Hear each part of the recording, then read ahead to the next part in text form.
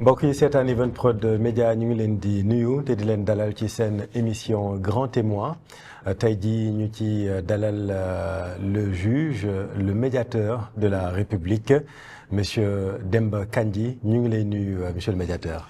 maa ngi leen di fay Chérif ak madame Bob Bigué. di sant di leen gërëm ci invitation bi ngeen ma def pour ma waxtaanee ak yéen.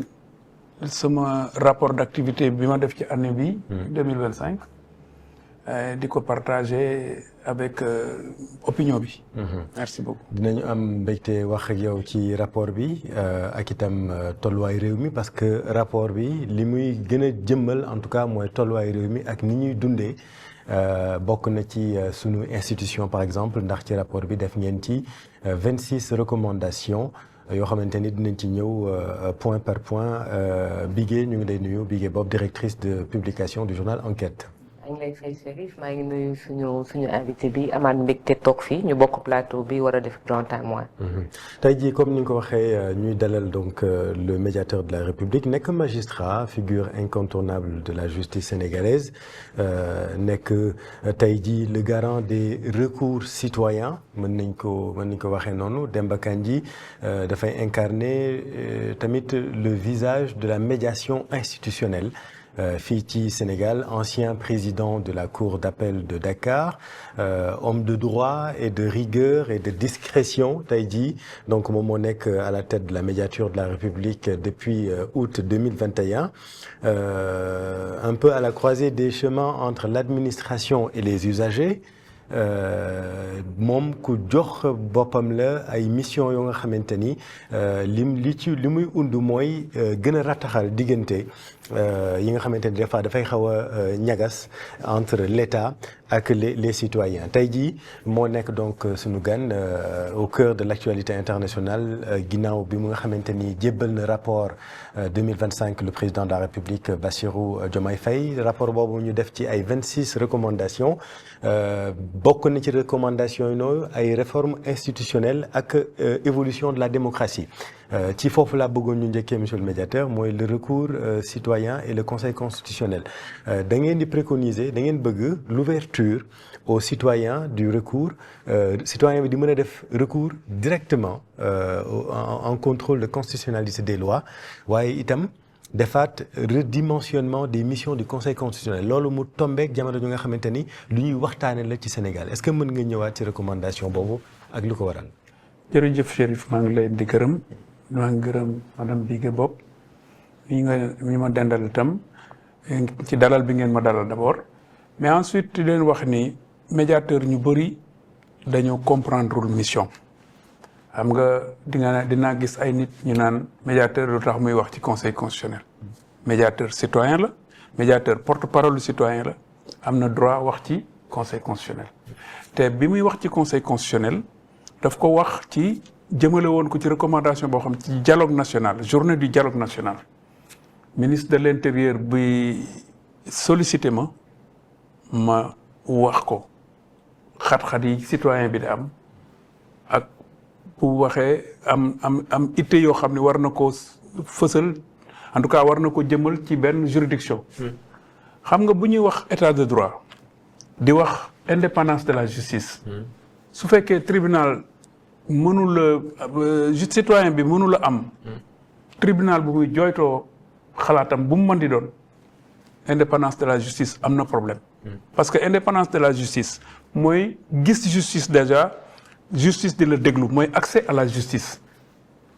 xam nga sunu réew yi surtout Sénégal droit yàgg na fi indépendance justice yàgg na fi ñu koy waxtaanee citoyenneté yàgg na fi mais gis fuñ lay attee yenn saa yi mu jafe maanaam juge bi mën na la sore ba du la jaral dem ba doo am kàttanu dem fa juge bi mën na ñàkk itam compétence parce que juge am rek doyul dafa war a am ay compétence pour mën a tontu citoyen bi loolu indi na fi problème parce que barki dem dégg ngeen fi benn recours bu am ci conseil constitutionnel ne leen je suis incompétent amul beneen juridiction boo xam ne ci sama xalaat war na mën a tontu ana où est la citoyenneté parce que justice dafa war a mën a tontu ci laaj bi ko citoyen bi di laaj. te loolu yàgg na am.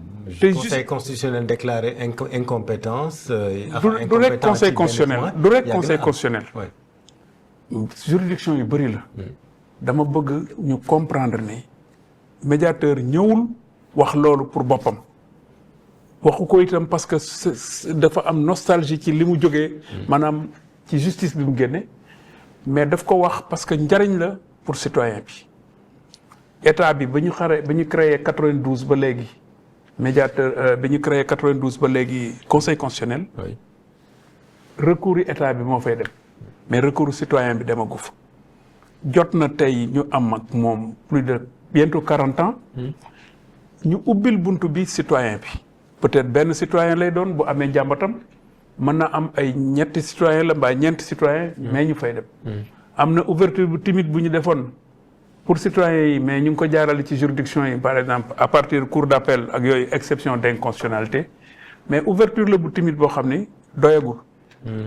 boo gisee ma ñëwaat ci wax ji ci recommandation yi balaa maa def recommandation bi defoon naa benn recommandation ci kaw président de la république xoolaat ñu ak parlement bi accès à la justice ñu ubbi justice pour association yi surtout association yi défendre xale yi.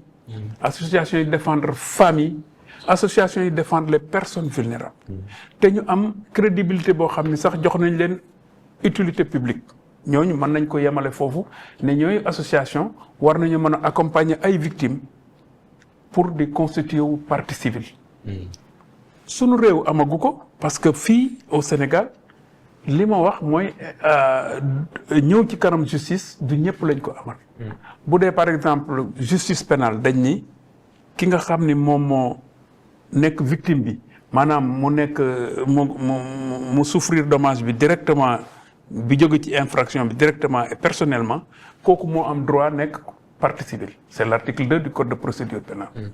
mais mënoon nañu teg ci boobu ab alinéa buñ nee noon toutefois. ñu ubbil ko association yi loolu recommandation boo xam ne moom la médiateur jëkk a def diñ ko installé moom la jëkk a def jox ko président de la république accès à la justice bii def ci topp ci dialogue national bi parce que li tax ma dellu si pour répondre sa question dialogue national bi muy amoon na lu ko jiitu mooy par exemple élection présidentielle yi gisoon ngeen conseil constitutionnel magistrat yi nga xam ne ñoo nekk ca kaw génn yor seen bleu de nuit bleu de chauffe du moins toog ak nit ñi ñuy weñ ay naan mataloo ay délégué ay parrainage oui. loolu travail conseil constitutionnel je suis désolé mais amul fenn foo xam ni conseil constitutionnel war na wàcc à ce niveau di def boobu kii ak la ciy xew parce que da ngay gis ku génn ak saaga yi ak yuuxu yi ak yooyu moi je pense que lii ñuy def noonu pour ñu ñoŋal conseil constitutionnel gën ko crédibiliser parce que au final moom mooy joxe résultat yi moo naan kii moo gagné au final mooy installé ki gagné. mais loolu parce que le moment est très politisé maanaam coowal politique dafa jóg bu baax ci Sénégal tey jii boo bëggee n'importe quel citoyen def recours direct au conseil constitutionnel est-ce que du créer justement pëccëxoo boobu noonu. du n'importe quel citoyen est-ce que tamit du nekk benn engorgement seen liggéey gën a bari. Bénin am na ko conseil constitutionnel Bénin citoyen dañ koy saisir. benn citoyen day saisir kenn du ma ni Sénégal beneen ko gën a avancé en termes démocratique en termes de démocratie mën nañ ko def ça demande à être régulé. oui. yéen moo nekk seen proposition parce que nee nga du n'importe quel citoyen bu boobaa kan moo ko mën a def. mais un député mën na ko def war nañ ko ubbi disons de façon tout à fait régulée. mënuma wax ici ne par exemple un citoyen lambda n'importe comment mais mën nañ ne 5 citoyens 2 citoyens mais am na ñu mën a bëgg a porter poser ab question. mais déjà les députés mën nañ ko def. bien sûr bu ñu constituer par exemple. mais benn député mënu ko def par exemple. un député effectivement mënu ko def. il y a un nombre je pense que c'est 17. pourquoi benn député war ko mën a def. oui. on aurait pu l'ouvrir à un député on aurait pu l'ouvrir je sais pas à un groupe de 5 citoyens. man damay proposer. en tout cas loolu day gën a yokkal suñu démocratie da koy gën a ñoŋal. parce que ñëpp dinañ sentir ni bon. institution yu mel noonu ñoom lañ fi nekkal. en tout cas c'est un débat qui est ouvert hein. Oui. alors mu mel na nag yéen li ngeen bëgg noonu président de la république déjà commencé na ko comprendre parce que mi ngi leen di woowee bëgg nañu yokk ba ñu leen di woowee peut-être les défenseurs des droits des citoyens mu bëgg ñu élargir ay compétences su médiateur de la République. loolu bokk na ci seen recommandation par exemple yi ngeen def. waaw ñun def nañ ko mais waxuñu par exemple ne dañuy def défenseur des droits. pour mu nier commission nationale des droits de l'homme oui. ak yeneen instance yoo xam ne ñu ngi toppatoo loolu droit de l'homme dafa yaatu ñi koy toppatoo bëri na. mais mënoon ni médiateur moom mooy intercéder en faveur du citoyen auprès du service public ak organisme yi nga xam ne dañoo am mission service public ba pare.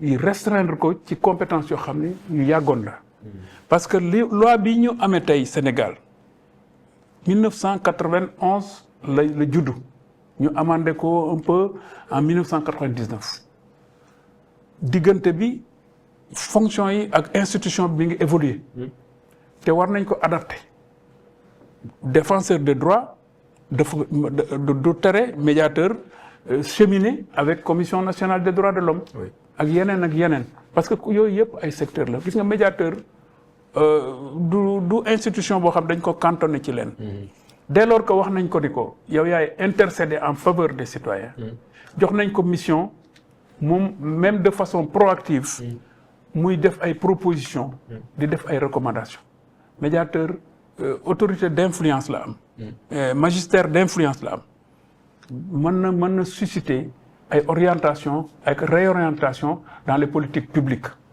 loolu moo tax recommandation yi am di nga gis sama recommandation ma def recommandation ci domaine yoo xam ni da nga naan de quoi je me mêle dama yàlla baal parce que man wax naa fi bien avant les instances yi nga xam ne ñoom les observateurs yi nga xam ne ñoom la ñu accrédité ci mission yooyu wax naa ma fouille porte installation fouille électronique. oui oui. mais daa mel na léegi commencé nañ leen déglu. parce que ministre de la justice waa. ministre de la justice a ngi ciy liggéey. waaw gouvernement mi ngi ciy liggéey. te président ku ci sensible la. parce que dafa doon loo xam ni dafa méngoowul ak yelleef. les fouilles intrusives. waaw yi am te bu ñu waxee intrusive. ku ne sa xel mën na xalaat. fa mu war a fa mën a egg. tout à fait. terewuñ mu commencé fii. terewuñ mu yem fii te loolu baaxul. bon dugg kaso taxul la nekk. koo xam da nga coupable. te loolu bokk na ci li nga xam ne mën na jalgati sax présomption d'innocence. bon doo gisee kaso bi ñu bëri bu ñu génnee du ñu dem seen kër directement. ça c'est très africain hein da ngay gis ñu dem ci géej gi sangu soog a ñibbi. ça veut dire ce que ça veut dire. donc moment la boo xam ni war nañ ko xool nit ki ni muy duggee kaso. parce que du bokk ak ni mu fay génne da ngay dugg kaso génne fa ak non-lieu. tout à fait. génne fa ak relax génne fa ak acquittement. fuuy boobu am na lu muy bàyyi sa yaram te man defuma ko ex nihilo dama déglu ay nit yu mu dal ñu vivre ko mu metti leen dama gis ay nit wax ma ni ma dañuy tase ak nit ku jógee ku daan liggéey prison ñu xamoon ko mais dañ ko éviter. ah oui parce que bon peut-être dama lay wax rek ne la mën na indi ay jafe-jafe. am na benn interview bu Guy Marius Sagna doon wax ne boo yegsee prison li lay njëkk a wàññi mooy ni ñu lay fouiller en fait. loolu déjà humainement rek dafay poser ay problèmes. dafa doon domaine boo xam ne mënoon naa ne observateur moo ci war a wax. oui. des lieux de privation de liberté. mbaa commission nationale des droits de l'homme non moi j'ai une compétence transversale médiateur ñetti affaire lañ ko intérêt mu wax ci défense nationale waxuma ni doo wax ci soldats yi doo wax ci kii mais nga naan ay ngànnaay ay affaires yooyu ak ay loolu sama yoon nekku ci mu wax ci politique étrangère état bi loolu dañ ma koy tere moom mooy par exemple di wax naan Sénégal war naa am fii ambassade warta am ambassade war na rompre relation loolu yoonam nekku ci mu wax ci enquête ak instruction loolu dañ koy tere ñëpp parce que c'est un secret absolu l'enquête et l'instruction mais bu dul loolu médiateur terewuñ ko dara terewuñ ko leneen donc man compétence transversale la ci loolu laay liggéey loolu moo tax ñu may gis may def ay atelier di susciter ay réflexion bi ci mujj te mu gën a marqué ma man ci sama mandat mooy xale yi nga xam ne dañuy judd ak laago boo xam ne seen yaay mbaa seen baay da leen di ëlëm ba nga xam ne dañ koy nëbb ci kër gi. parce que man bëggoon naa la laaj question boobu en fait dafa am partie bu mag boo xam ne ci rapport bi. enfant à besoin spécifique. waaw da ngeen ko consacrer aux enfants à besoins spécifiques.